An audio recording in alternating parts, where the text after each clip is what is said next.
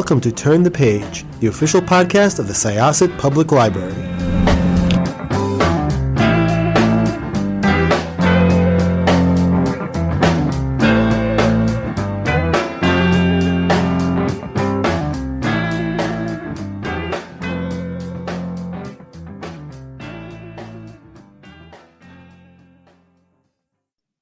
Okay, so hello and welcome to this episode of Turn the Page podcast, Syosset Public Library's podcast.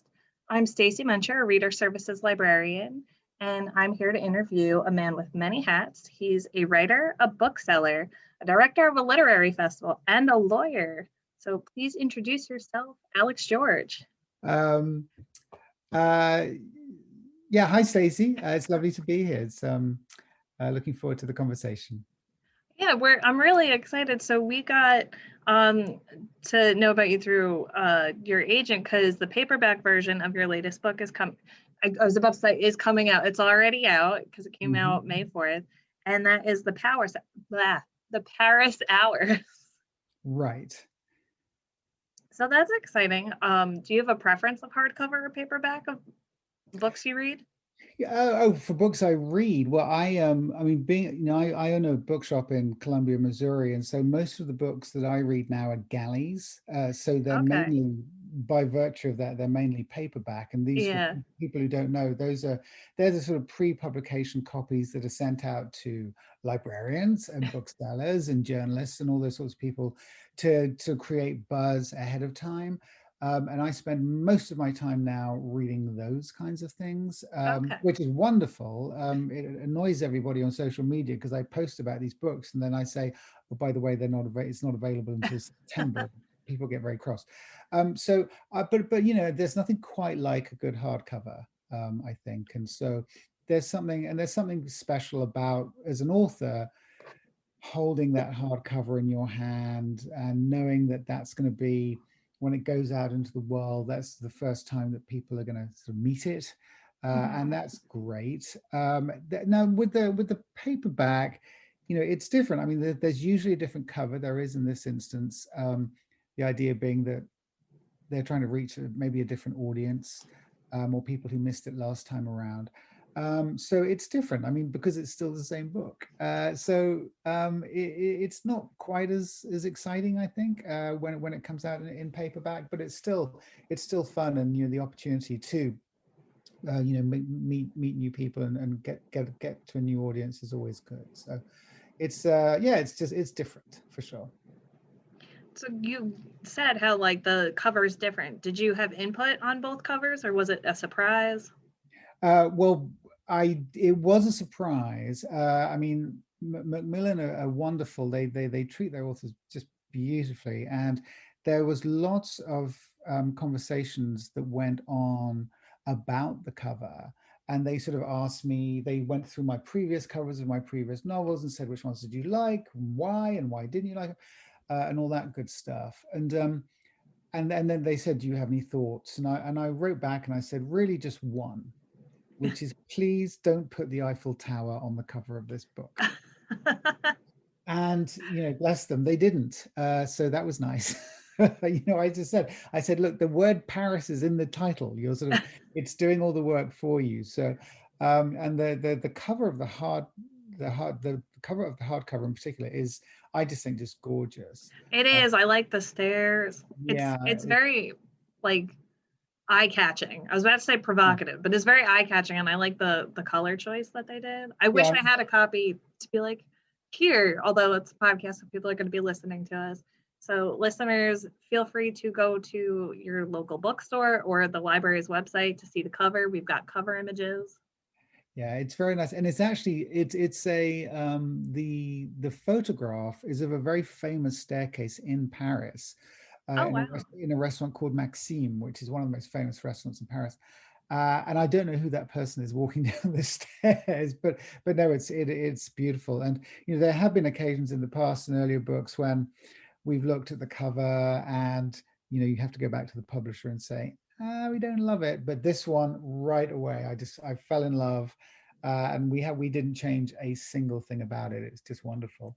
And the paperback is different. You know, it's these people sitting at a cafe, very sort of French looking. So it's also evocative, but just in a different way.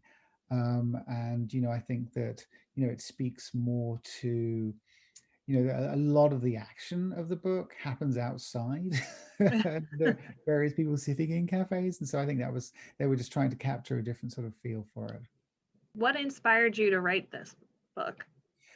So it's always interesting to sort of go back and look at that, and very often with my books I'm not able to pinpoint the precise time when the idea crept into my head, but on this particular occasion I can with a fair degree of specificity. And I know, for example, that it was on a Wednesday night, and I know it was a Wednesday night because I had just finished humiliating myself in my ritual game of indoor soccer, which I play no longer, but I used to play. And I remember getting back into my car, sort of hobbling and groaning, and turning on the radio to drive home. And the radio was tuned to the local NPR station, and they played classical music. And there was this wonderful music playing. And at the end, the NPR announcer, sort of in those dulcet tones of NPR announcers everywhere, would sort of talked about the piece, and it was a piece by Maurice Ravel. And the announcer talked about the genesis of the piece, and it was actually commissioned by a Russian impresario called Serge Diaghilev, who began an innovative dance company in Paris called Les Ballets Russes. And he went on to talk about the extraordinary collaborations that Serge Diaghilev made to put these productions on. So Marc Chagall, for example, would paint the backdrop, and Coco Chanel would design the costume. I mean, it was, oh, wow. And then these extraordinary musicians would write music for it. It was absolutely bonkers. And I just sat there in the car just going, oh, well, that's my next book. I'm gonna write about Serge Diaghilev in Paris in the 1920s, and this incredible coterie of geniuses that he sort of got to put on his productions. And so that was great. So I started researching Paris in the 1920s, and I lived in Paris. I went to school there, and I also worked there as a lawyer for a year, so I know it quite well. So I had a lovely time just sort of reading biographies and cultural histories and all these sorts of things. And then I sat down and wrote a totally different book. Because I realized as I was going through and reading all of this stuff that, well, two things. First of all, that I worried that I wouldn't be able to do justice to these extraordinary people in their lives. And secondly, I began to question whether the whole endeavor was really necessary. Because if you look at a Marc Chagall painting, or if you listen to a Ravel melody, I mean, the art speaks for itself. You really don't need someone like me to come along 100 years later and to try and tell you the story. So, but I was completely invested in Paris and in my research, and I really wanted to tell a story there. So I decided to redraw the focus away from all of that celebrity, and instead to tell these different stories that are in the book. And so these four, for want of a better word, quieter stories of ordinary people. And so that's kind of what I did. And so there are these four stories, and the book is really four independent stories which are linked. They sort of cross-pollinate each other at various points, and they all come together at the end. And it's told over the course of one day in Paris in 1927. And yeah, we go through the day with these four people. And there are still some famous people who make appearances, people like Ernest Hemingway and Gertrude Stein and Josephine Baker. But rather than, originally my idea was that they would be at the heart of the novel, these famous people, but now they're very much on the periphery instead. So it's been a long, complex journey to get to this point, but that was how it began. That's really cool. That, like, when reading the summary and looking over the books, like, all I just kept thinking about, I was like, this makes me think of the Woody Allen movie Midnight in Paris, of just like, you have the group and he goes and visits them, but I'm just like, oh, these characters could be like, the people like that he doesn't interact with, but like, he sees when he's walking down the streets. I have never been to Paris, so I always like reading about it.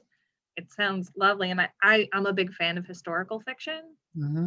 So I like finding stuff that, is new, incorporates things I like, which would be Paris and historical. Both, you win with this. But it's just always fun to find something, because usually, and as much as I love historical fiction, a lot of what comes out tends to be, it's like, okay, it's World War II, Holocaust fiction, and it's a great and interesting topic. You could do so much with it, but I like finding stuff that's a little kind of off the beaten path of like this. Right. And the 20s are such an interesting age, because you have, the Roaring 20s happening in the US, abroad. So it's interesting to see that, because I don't typically find a lot. And I'm a librarian, I see a ton of books. Right. I'm like, oh, cool, Paris in 1920s, like the late 1920s. This is cool. So when you did your research, are any of the characters based off real people that you ended up reading about, or just completely your own? So yes, one of the 4 characters is based on a real person, and that is Camille, who was based on. So Camille in the book is the maid of Marcel Proust, the great French novelist, and a lot of the stuff in there, a lot of the biographical detail that sort of fills the book and her backstory is based on the real life of Celeste Alberet, who was Proust's actual maid. Oh. And when I was doing the research for the original idea of the book, and I was reading about Proust, and Celeste Alberet at the end of her life wrote a memoir about her life with Proust, and a lot of the details in the book about, he was a very kind man, but very, very weird and incredibly picky. And so he insisted, for example, that his coffee had to come from a particular shop on a particular street, and it would have been. Anyway, but all of that information that's in the book was from this memoir that Celeste wrote. And one of the things that she talked about was one day she was summoned to his studio, or his bedroom, which was famously cork-lined, so there was no noise. And he asked her to burn 32 notebooks that he had stacked up on his dresser for the last, I don't know how many years, that contained the skeleton, if you like, of In Search of Lost Time, his enormous 7-volume work of art. And immediately, so I'm the sort of person who, if I've written half a sentence, I hit Control Save, because I'm just terrified of losing anything if the power goes out. And so the idea that these 32 notebooks would just be burnt and forever rendered into a pile of ashes, never to be read again, just sent me into severe conniptions. And I sort of began to have anxiety attacks just at the thought of it. But I always say that authors are like magpies, and that we're always flying around looking for shiny objects to put into our books. And that was a thing. And I just thought, that would be a great thing to put into the novel. Oh, yeah. And you think as a novelist, one of the questions I'm always asking myself is, what if? And so when I thought about this, I thought, well, what if Celeste or Camille didn't actually burn all of the books, and what if she kept one for herself? And then I asked, and what if there was a secret in that notebook that everybody had thought had been burned, but actually hadn't been burned? And so from that little acorn, this entire book grew. That was really the first sort of plotty type thing, the technical writerly term, plotty type thing that I sort of latched onto. Okay. And so that became a lot of the driving force of the narrative, certainly of Camille's story. So that was her. And then the other 3 characters who are all male, were totally the figment of my imagination. You know, one is called Guillaume, and he's a painter. I suspect a not very good painter, actually, who is sort of suffering from a bad case of unrequited love, and is also on the run from some hoodlums that he's borrowed money from and now can't repay. And you know, I just thought, well, if you're writing about Paris in the 20s, you got to have an artist in there. I mean, you're quite right, Stacey, when you talk about that time. I mean, to be in Paris in the 1920s was I mean, it blows my mind just thinking about it, because the creative explosion that happened after World War One. And just if you know, people I think looked around and thought, well, good Lord, we survived that, and just thought, well, all the rules go out of the window at this point. And so whether it's Picasso and Braque, or whether it's musically in Stravinsky, I mean, it was just an extraordinary time. So, but I wanted to have a painter in there. And then one of the other characters is called Jean-Paul, and he's a writer. And I'm just going to put my hand up and go, well, he's a writer, so I'm interested in writers. So, and he, you know, he's a journalist actually, but he's written a book, and he is a, and I see he tells other people's stories, because he has a story of his own, but it's almost too sad to tell. So, so there's that, and then the final character is a little different from those two, in that he is an Armenian. He's a refugee from the Armenian genocide, and his name is Soren, and he performs puppet shows in the public gardens of Paris for the children, but he performs them in Armenian and not in French. So that is an interesting little twist. And again, on the subject of magpies, that idea has been bouncing around my head for the last 25 years or so. Oh, wow. I have a very good friend who lives in London, who I used to work with, whose name is Rafi Varugian, which is about as Armenian a name as you can have. And he and I both suffer from a lifelong affliction, which is an undying love of Arsenal Football Club, which is a soccer team in the Premier League. And we both had season tickets, and so we would go and watch the games, and we would meet up beforehand in a pub and have a pint of beer before we went to the game. And it was during those pre-match drinks that Rafi told me about the Armenian genocide and the campaign to have it recognized as such, and the horrors that took place. And, you know, I was appalled at the stories that he told me, because they are just beyond belief in terms of how horrendous they were. But I was also appalled that I didn't know about it. And it just struck me as being so, I mean, I was ashamed that I didn't know about this until somebody told me. And I still can't fathom why this isn't taught in schools, why people aren't more aware of it. It's very rarely taught. Yeah. And so, you know, one of the great privileges and joys of writing books is that you get a tiny little soapbox and an opportunity to stand on it, and I'm mixing my metaphors here, and then to shine a light on you know, certain things that you think are important. And so I always wanted to write about the Armenian genocide in some way, but the opportunity never really arose until this book came along. And then as I was thinking about the stories I wanted to tell, I thought, okay, well, this actually would be an opportunity for me to do that. So, you know, so we first meet Soren, and we learn about how he left his home and how he got to Paris, and why he is the way that he is. And it's a very sad story, and it was a painful one to write, but it's I'm very fond of it. And you know, the issue when you address things like that in fiction, and that I always have, is that I'm going to do it just.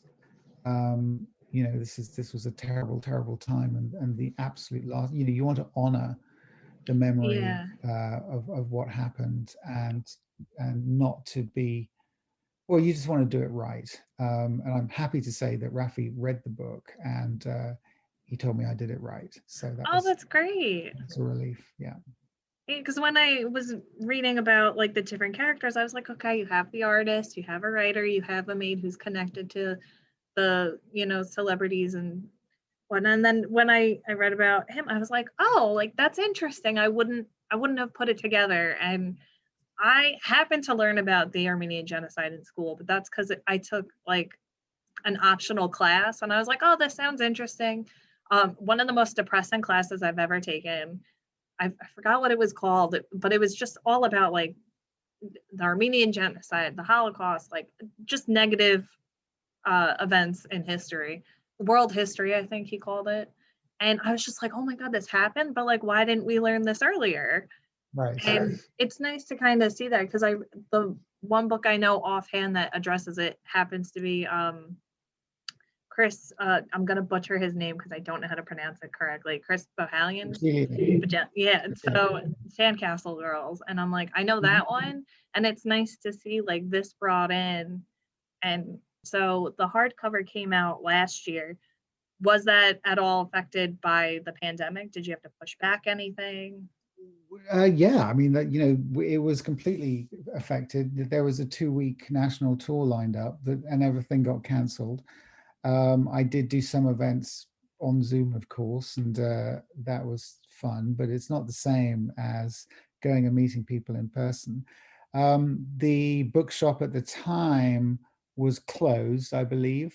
Yes, it was. And so we shipped out, I mean, hundreds and hundreds and hundreds of copies of the book on the day that it was published, which was wonderful. Oh, wow. But we didn't have a launch party. We didn't do any of these things. And, I remember telling myself, well, at least when the paperback comes out, we'll be able to do all of that. And of course we haven't, and we can't. No. But that's fine. Yeah, it's I know a lot of people who have had both the hardcover and the paperback come out during the pandemic. Mm-hmm. It's a little rough, but but we're all in the business of finding silver linings where we can these days. And one of the great things has been, once everyone sort of realized that this wasn't going to go away anytime soon, bookshops are very innovative people, and the people who run them, and suddenly the invitations came in to do a lot of events. And so I ended up doing an event in, where was it, just outside San Francisco on one night, and then the next night I was in Provincetown in Massachusetts. Oh, wow. But without ever leaving my bedroom. So the pandemic has allowed authors to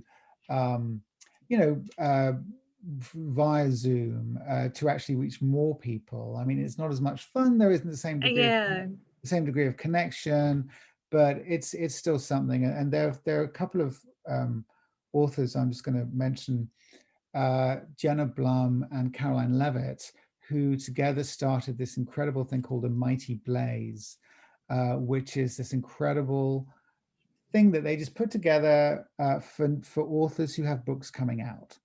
Oh, and wow. It's just a way of amplifying and letting people know about these releases. So, if any of your patrons want to go and just Google A Mighty Blaze, and every week they do dozens and dozens of events. I'm actually doing one on Friday, which that's exciting. And it's just, it's wonderful, and it's a great resource, and it's a great way of finding out about new releases. So I would recommend it. A Mighty Blaze. Good. That's awesome, because at least our library, which is in Syosset, New York, part of Long Island, so it was entertaining. And like one of the jokes between me and some colleagues are that I created the pandemic because right as I was coming back from my maternity leave, everything went on lockdown. Like I was supposed to come back into work, and then I got the call like, no, we're closing. And I was like, what?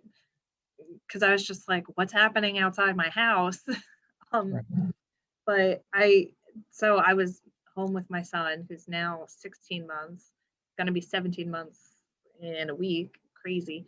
They grow up fast, Stacey. I tell you, my son just turned 20, so. Oh my God! Well, happy birthday to him. But it's definitely been an interesting time being home with him during all this. But oh my! We had the shutdown, and so many books got stopped being published or made. And I remember when we came back, we opened the building to staff about a year ago, coming in just boxes of books coming in. And the unfortunate thing with the library, it's not unfortunate, it's the books are still going to be here, but we have new shelves of new fiction, new nonfiction. And because we had so much backlog to do, the new books weren't on the shelves for new as much as they usually are. Like, oh, like 3 months, we have more books, we got to move them. So that's nice that those authors are doing stuff, and that bookshops are also like, they're another great avenue to find books. Sure, and most bookshops these days are open again. I mean, we were our doors were closed for several months, and we have this beautiful space here, and it just turned into a warehouse. We basically did our business model changed completely, and we became a mail order business. And we were just sending out, boxes and boxes and boxes of books every day, and even driving around town delivering them after we closed at the end of the day. So it was very weird, but and we really miss our customers. I mean, independent bookstores are all about customer service and creating relationships with them, and it was very difficult for us not to see them every day in the way that we normally do. But we, like I said, booksellers as a breed are very innovative, and definitely we will, we're grateful still to be here and to have come out the other end, or more or less. Mustn't speak too soon. But I do think that, the old saying about what doesn't kill you makes you stronger. I think that the business, and many businesses like ours, will be sort of a bit more robust as a result of this. And we sort of, for example, we didn't used to have an e-commerce website at all, because the whole idea was, well, you come in and speak to us and form a relationship, and then we'll sell you a book. But when our doors were closed for several months, that wasn't possible to do anymore. So we had to do that, and we'll keep that, obviously. So it's been a difficult, sometimes painful process, but at the end of the day, I think we'll, touch wood, and end up stronger. It's definitely, I feel like a lot of people did miss that, especially the person-to-person interaction. Like for us, I mean, you said that you've done events on Zoom for stuff, but we've definitely had a lot more author events at our library, because it's so much easier to be like, all right, let's book a Zoom event. We don't need to worry about a budget for food or how many people could fit in a room. And you could watch from the comfort of your own bed if you want. And it's nice to do that, to be like, oh, cool, we got to talk to this author or whatnot. But it's like, I miss being able to be like, oh my God, I really liked this book. And what more could you do? Or like, what have you read? What influenced you? Like, to just be in person, like shaking someone's hand. Yeah, it's different. And you mentioned I also run the Unbound Book Festival that takes place usually, in olden days, would take place over a weekend in April. And this year we put it completely online, and we actually did it over 3 months, and we did two events a week. We had over I think it was 33 events and 69 authors in total, and we had over 40,000 people who watched. But those numbers, I mean, the number of people watching, when we do it in person, we don't get nearly that many people. And you're right, it's just very easy to do, and people can just, and even if they can't go at the time, it's all on Facebook, or you could watch a recording. You can watch later. So there are definite benefits to it, but you're right, it's not the same as being able to shake someone's hand and ask them, why did you do that thing in that book, whatever it is, and I love asking authors for book recommendations. That will be one of my questions in a few questions. We always love asking to know. Okay. So you're the owner of your bookshop, and you are the director of. How did you get involved with the bookshop and the literary festival? So the literary festival came around. I first got the idea for it back in 2012, when Well, it's my fifth novel, but my first novel that was published in the US was published, and it was published by Penguin, and I was on a tour, and I was invited to go to a couple of book festivals, one in Maryland and one in Louisiana. And I just thought, well, this is cool. It's like, it's an event all about writers. I mean, what's not to like?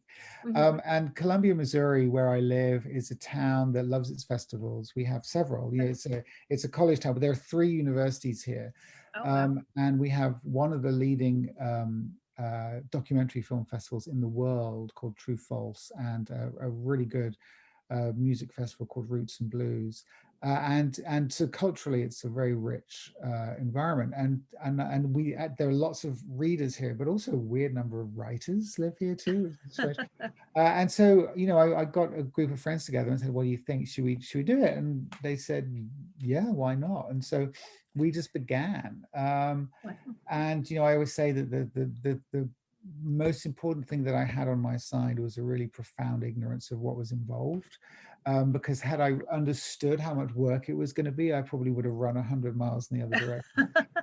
But it's gone very well. I mean, we have a keynote every year, and we've had Michael Ondaatje, who came the first year to talk about The English Patient, Salman Rushdie, oh wow, Zadie Smith, and then in 2019, which was the last time we met in person, George Saunders came. Oh, that's amazing. So the last time we did it in person, we had over 70 authors, and they come from all across the country, and it's completely free to attend. Oh wow. But it's it's a lot of work. Anyway, but because of that, and the festival's been received, we've had incredible support from the community. But one thing that a lot of people said to me was, we wish that there was an independent bookstore to sell the books. Because at the time when we began, there was no independent bookstore in Columbia. There was just a Barnes and Noble and a used bookstore, and people kept saying this to me again and again, and so I just began to think, well, maybe there's a gap in the market there, and so the festival came first, and then because of what people said to me, that was when I got the idea of starting the bookshop.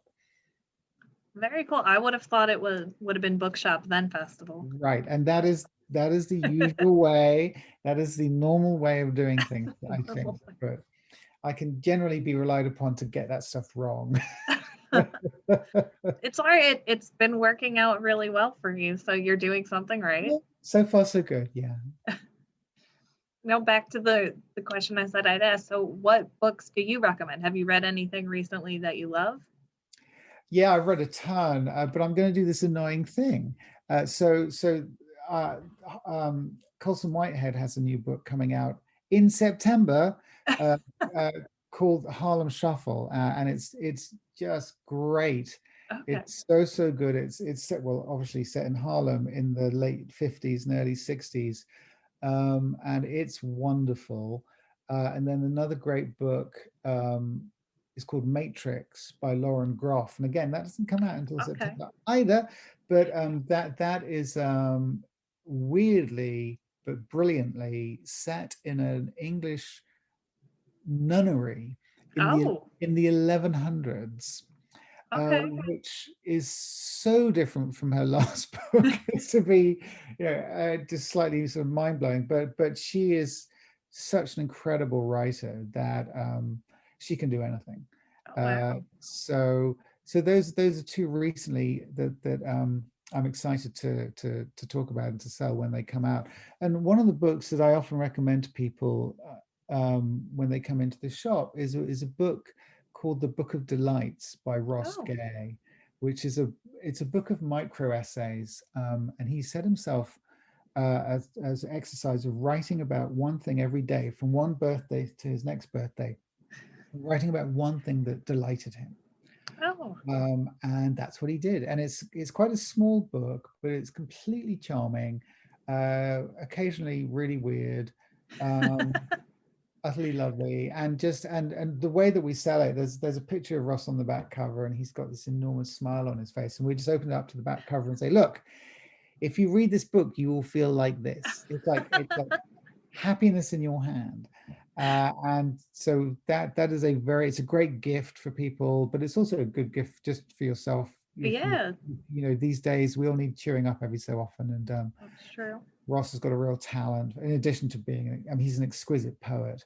That's really what he's known for, but this book is beautiful. Oh, so I'll have to see if our library has it, because now I want to read it. Yeah, no, you should. It's great.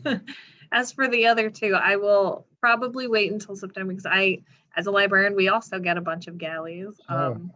Pretty much what you can see behind my colleague's thing, they're all advanced reader copies that she has. Probably some of them are old by now, but it's very fun getting them. So since you're both a writer and a bookseller, do you get like double the amount, or? No, I get far more as a bookseller than I do as a writer. I mean, I'm asked to blurb books, and I'm always happy to do that. So that reminds me, so I will give you one more, which again is coming out in September, I think. But it's called The Perfume Thief by Timothy Shafert, and I read, and that's set in Paris during World War II. But Timothy's a really interesting writer and never does anything completely straight on. There's always a slight something weird going on. And as that's the case with this book, and it's completely brilliant and very well written. I'm always happy to do that when I can. But I know, I mean, we got a box this morning in the bookshop from the American Booksellers Association with, there must have been 30 or 40. Oh, wow. One of which I'm quite excited about, which is the Lily King has a short stories that's coming out in November. So I'm excited about that. So I open the box, so I get to nab all the good ones. Oh, that happens sometimes with coworkers. Like, we'll get a box and it's like, what's in it? Oh, I want this one. Right. I could say we don't get as many as a bookseller would of galleys, and usually we have to request them. But I will say one of the easier things, since I guess with technology and everything, usually we use like Edelweiss or NetGalley. I use NetGalley. It's on my phone, and I could just quickly read it and give my feedback, and then I'm like, yes, got to read a book. But have you been working on anything since? Yeah, I have. Allowed to talk about it? I should ask that first. Well, I mean, I'm not going to give too much away, because I do believe about sort of letting the heat out of the oven. But it's been a long time. I mean, a lot of people, I think, assume that all writers have been writing up a storm during the pandemic, but to the best of my knowledge and the people I've spoken to, the opposite is true. It's been very, very difficult to write much. I was on a panel with Anne Patchett last week, and she said that she's not been able to, she's been writing, but she's been writing essays, completely unable to write fiction. And I'm much the same. Well, I wish I'd been writing essays, but I finally have begun a new novel. I began 3 or 4 and abandoned them after 10,000 words. You know, I write so slowly that I really have to be confident that the story has legs, and the first 3 didn't. But I think this one does. So That's exciting. Back in the saddle, but it's a long haul for me. It takes a long time. Okay. Well, we're looking forward to it whenever it comes out. That's fun. But thank you for talking to us, Alex. Of course, it's been a pleasure. I really enjoyed it. So we'll close this chapter of Turn the Page podcast. It's time to close this chapter of Turn the Page. Join us for the next episode.